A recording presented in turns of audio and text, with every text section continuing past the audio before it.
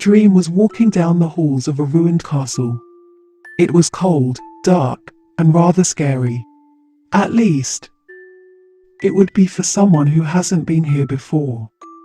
Dream had been here many times before. I had so many memories here, the guardian of positivity said with a nostalgia-filled tone. This was the last piece of a kingdom my brother and I once had. Sadness overcame his expression. And now, it's nothing. And I only have myself to blame. Dream had pinned all the blame to himself. Even when he didn't know. He didn't know all those times Nightmare told him he was okay, were all lies. He couldn't protect his own brother. He couldn't stop the villagers from hurting him. Why? Why did Nim, their supposed mother, forsake them? He didn't want to think Nim wanted this. But he couldn't stop thinking of it that way. Was Nightmare really meant to die? Dream clutched his head.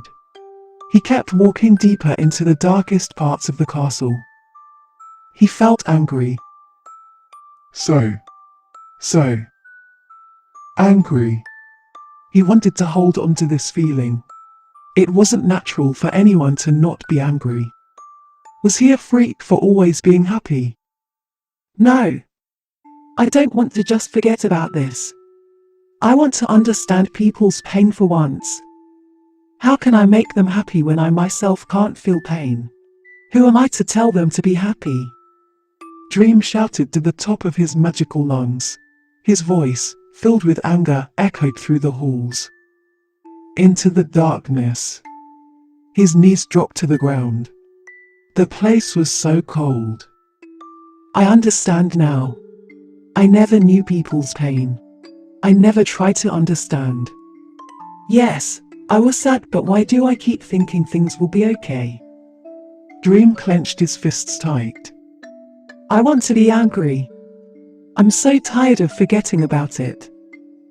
Dream could feel it. He could feel something boiling within his very soul. He came here with a reason. This place had the essence he needed to finally understand. He won't die from it. Not like what would happen if he touched the black apples. Dream opened his arms wide. A determined look overcame his face. Please. Give me what I ask. I want to feel it. The rage. The pain. The anger. He said into the darkness of the hallway. He could feel it. He could feel something there. The darkness. It began to make its presence known. The air was getting colder.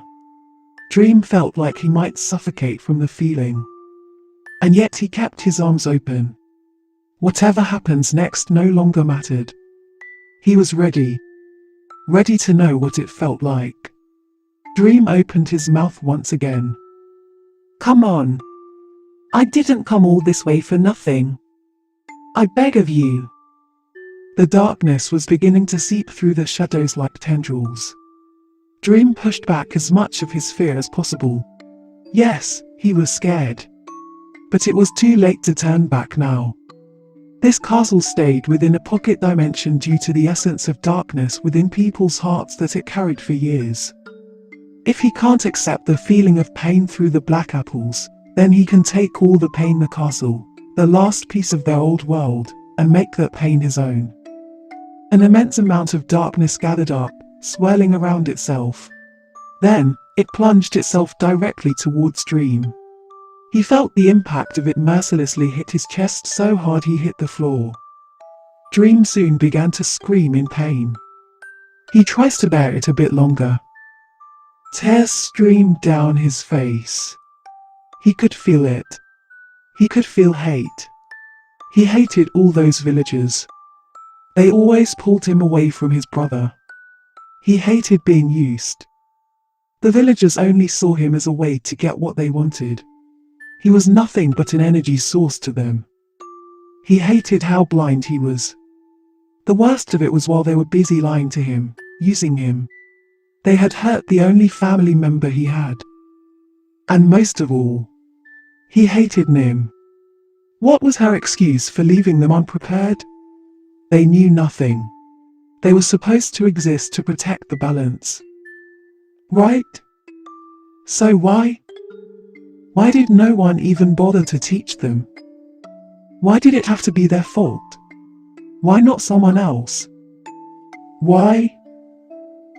Dream finally understands it. He understood the pain. Eventually, his vision darkened. He felt the darkness consume him. It was like a liquid mass. Black liquid dripped from his eye sockets, his mouth, and any other area with an opening. He felt something just rip apart the back of his clothes, bursting out and flailing. The liquid mass from his back had formed into dripping large tendrils. A burst of maniacal laughter echoed throughout the castle. Dream's final words were, "I understand now."